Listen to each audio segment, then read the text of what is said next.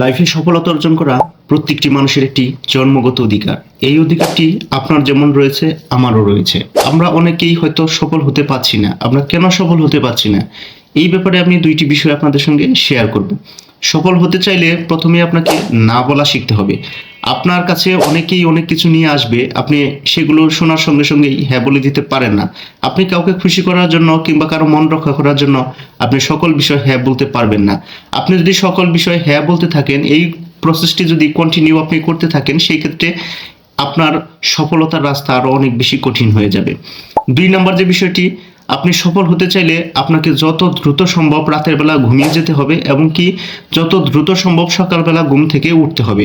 ঘুম থেকে ওঠার পর আপনাদের ধর্মীয় যে অ্যাক্টিভিটিসগুলো রয়েছে সেগুলো সম্পূর্ণ করার পর আপনারা স্ব পেশায় নিয়োজিত হয়ে যাবেন।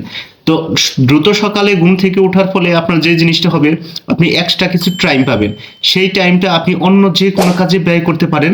সেই কাজটা আপনাকে সফলতার ধারে নিয়ে যাওয়ার জন্য আরো বেশি সহজ করে দেবে।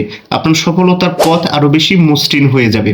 সুতরাং না বলতে পারা এবং কি দ্রুত ঘুমিয়ে যাওয়া এবং সকালবেলা দ্রুত ঘুম থেকে ওঠা, এই ব্যাপারগুলো আপনার সফলতার জন্য খুব বেশি কাজে দিবে, কাজে আসবে। আশা করি ব্যাপারটি বুঝতে পেরেছেন। সকলে ভালো থাকবেন, সুস্থ থাকবেন। আল্লাহ হাফেজ।